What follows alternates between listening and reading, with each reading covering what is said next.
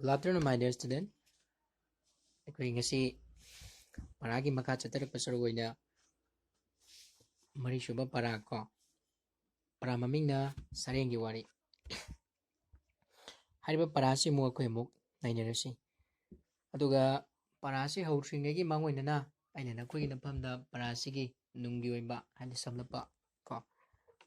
Wai mateng mateng thamge madudi hariba Sarengi Wari asida aikoyna uba fangani madudi kari matau karamna sareng amana miyon khiba aduga aikoyna napal kaba haitare ko napal tawrubadagi ningthawdu sida ningthaw amasu yawgani tragana mayamgi makok luchingba ama haitare napal tawrubadagi mahaksu maithiba nangki aduna parasida aikoyna matau karamna sareng amana nungai yaipana pankiba amasung mi olakpagi adugumba wari adu aikoyna taba phangani yareko dudi para paba horagi muna tarsi Sarengi Wari. Thaina lukhrabi amana sareng ama macha oina poklami. Lukhrabi oidi khangidana mapuriba leitraba nupibo koina lukhrabi ko. Mahagna macha sareng adu khudeng amada haplaga kangkada hek thamlami. Kangkha habidi phamungi makhani ko. Nongmadi lukhrabi aduna macha sareng adu kangkadagi sumangda nungsada puthok pirami. Nungsada putoe. Fajaba sareng adu mani umba kwak amana urami. Mataktasu kwak ama leibajani. Hariba kwak sina magi machinda mani umbajani ko. Mani haidi keno arangba potsak amani. Mahagna sareng adu yamna chaning lami. Kwak adu khudeng manakta paitharak lami. Machinda umliba mani adu khudeng mayada thamlaga sareng adu da hange torami. Hanba means mana machinduna kakna hanbuko. Sareng du samjamna habada chage tawuni. Sareng na fat launa kalaga mani adu mayada tuna umsin kirami ko. Sareng adu na fat kalaga habidi mabu tak nanto walaga mani do mano umsin kre. Upai letra duna kwaga du mapam madudagi pai kirami.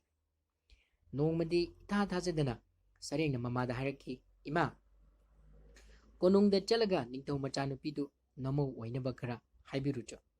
Mamana machagi wadu angawu wani haiduna yakide. Kwa nakhoshu khalo sareng amana matau karamna konungda chalaga ningthaugi machanupi siluhunge habisi karino ningthaududa singnaba amaga chamanai ko. Adani matagi next page ta toksi. Lukhrabi duna ningthaugi maphamda machanupi bu mamau oina pibiyu haijaki.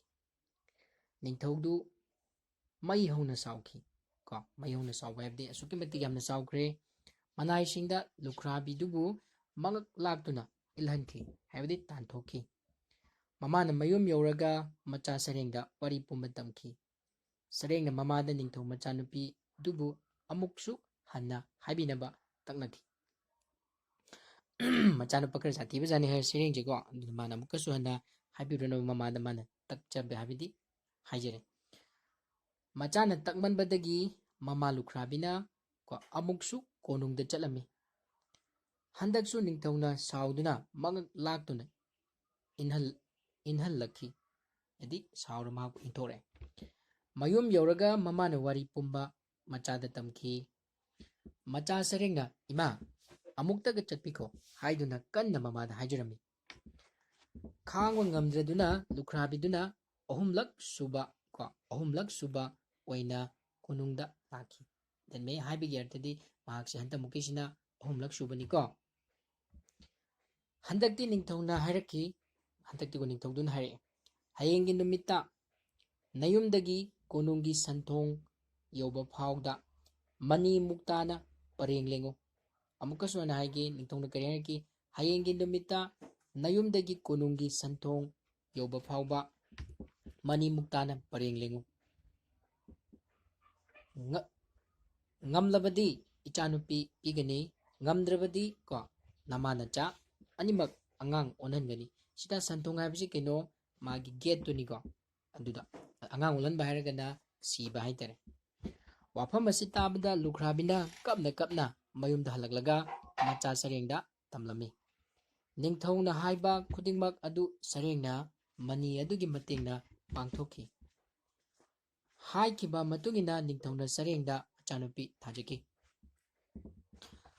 ꯅꯤꯡꯊꯧ ꯃꯆꯥꯅꯨꯄꯤꯅ ꯃꯄꯨꯔꯣꯏꯕ ꯁꯔꯦꯡꯒꯤꯗꯃꯛ ꯅꯨꯡꯇꯤꯒꯤ ꯃꯊꯦꯜ ꯂꯨꯀꯣꯏ ꯁꯦꯝꯗꯨꯅ ꯊꯝꯂꯝꯃꯤ꯫ ꯍꯥꯏꯕꯗꯤ ꯅꯣꯡꯃꯗꯤ ꯅꯨꯃꯤꯗꯥꯡꯗ ꯅꯤꯡꯊꯧ ꯃꯆꯥꯅꯨꯄꯤꯅ ꯑꯁꯦꯡꯕ ꯈꯪꯅꯕ ꯂꯣꯠꯇꯨꯅ ꯉꯥꯏꯔꯝꯃꯤ꯫ ꯍꯥꯏꯕꯗꯤ ꯅꯤꯡꯊꯧꯒꯤ ꯃꯆꯥꯅꯨꯄꯤꯗꯨꯅ ꯂꯣꯠꯂꯒ ꯇꯨꯃꯤꯟꯅ ꯉꯥꯏꯔꯝꯃꯤ꯫ ꯉꯁꯥꯏꯒꯤ ꯁꯔꯦꯡꯗꯨꯗꯤ ꯑꯍꯤꯡ ꯍꯧꯒꯠꯂꯒ ꯆꯥꯛ ꯆꯥꯏꯗꯅꯀꯣ, ꯃꯤ ꯑꯣꯜꯂꯒ꯫ ꯁꯔꯦꯡꯅ ꯃꯤ ꯑꯣꯜꯂꯒ ꯃꯊꯦꯜ ꯂꯨꯀꯣꯏ ꯆꯥꯒꯦ ꯆꯪꯂꯛꯄꯗꯨ ꯎꯔꯝꯃꯤ꯫ ꯃꯍꯥꯛꯅ ꯃꯄꯨꯔꯣꯏꯕꯗ ꯑꯃꯨꯛ ꯍꯟꯅ ꯁꯔꯦꯡ ꯑꯣꯟꯕꯤꯔꯅꯨ ꯍꯥꯏꯖꯔꯝꯃꯤ꯫ ꯅꯨꯄꯥ ꯑꯗꯨ ꯑꯃꯨꯛ ꯍꯟꯅ ꯁꯔꯦꯡ ꯑꯣꯟꯈꯤꯗ꯭ꯔꯦ꯫ ꯇꯥꯏꯕꯪ ꯃꯤ ꯑꯣꯏꯅ ꯅꯨꯡꯉꯥꯏꯅ ꯄꯥꯟꯃꯤꯟꯅꯈꯤ꯫ ꯑꯁꯨꯝꯅ ꯁꯔꯦꯡꯗꯨꯁꯨ ꯃꯤ ꯑꯣꯜꯂꯒ ꯃꯍꯥꯛꯀꯤ ꯅꯨꯄꯤ ꯍꯥꯏꯕꯗꯤ ꯅꯤꯡꯊꯧꯒꯤ ꯃꯆꯥꯅꯨꯄꯤꯗꯨꯒ ꯅꯨꯡꯉꯥꯏ ꯌꯥꯏꯐꯅ ꯑꯃꯨꯛꯀ ꯍꯟꯅ ꯄꯥꯟꯃꯤꯟꯅꯈꯤ ꯍꯥꯏ꯫ ꯋꯥꯔꯤꯁꯤ ꯃꯇꯥꯡ ꯑꯁ꯭ꯋꯥꯏꯗ ꯂꯣꯏꯔꯦꯀꯣ꯫ ꯑꯗꯨꯅ ꯉꯁꯤꯒꯤꯗꯤ ꯄꯔꯥꯁꯤ ꯃꯇꯥꯡ ꯁ꯭ꯋꯥꯏꯗ ꯂꯣꯏꯁꯤꯜꯂꯁꯤ꯫ ꯃꯊꯪꯒꯤꯗ ꯑꯃꯨꯛ ꯑꯩꯈꯣꯏꯅ ꯑꯅꯧꯕ ꯄꯔꯥ ꯑꯃꯒ ꯂꯣꯏꯅꯅ ꯑꯃꯨꯛ ꯊꯦꯡꯅꯁꯤ꯫